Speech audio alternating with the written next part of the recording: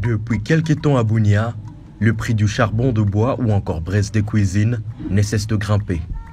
La rareté d'arbres est citée parmi les facteurs prédominants.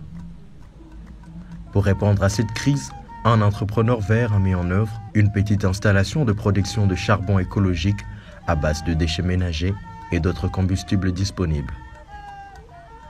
À sa rencontre, il nous présente le bien fondé de ce produit innovant à Bunia qu'il compte commercialiser. Je suis défenseur de l'environnement ou défenseur du climat.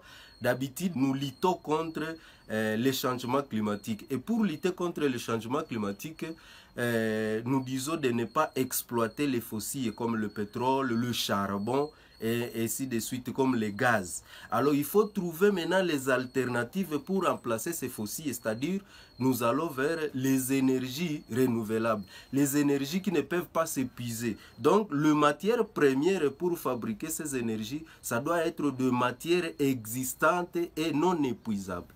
Déterminé, il espère concurrencer la vente de charbon de bois. C'est écologique, pourquoi? Parce que ça vient de déchets et ça vient concurrencer le charbon de bois.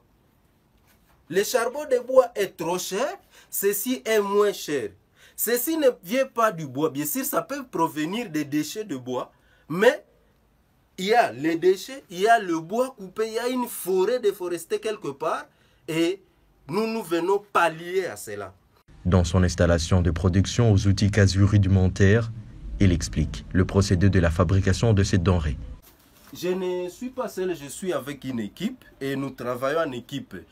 Nous cherchons les matières premières qui sont les déchets dans la ville de Bunia ici. Par exemple, vers Yambi, nous ramassons les résidus là de Pondou et nous venons avec et nous les séchons.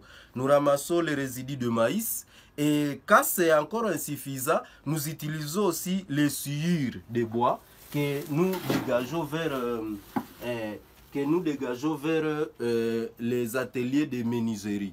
Alors, tous ensemble, nous séchons, nous mélangeons ça et à partir de ces sciures, mélangées avec les déchets, les déchets, après avoir fait le tri et autres, maintenant, nous quittons ici, nous mettons dans le four.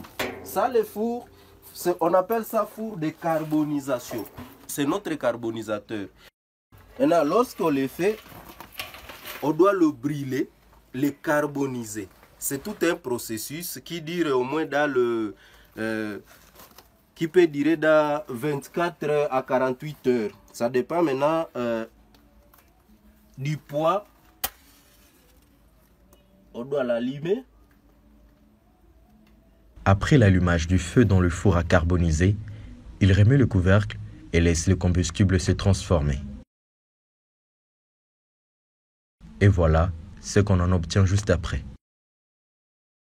Il transforme ensuite cette matière en poudre grâce à un broyeur.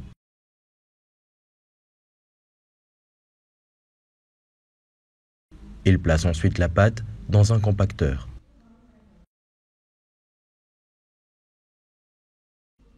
Après quelques minutes, il retire la pâte compressée du compacteur et obtient du charbon prêt à être consommé en cuisine.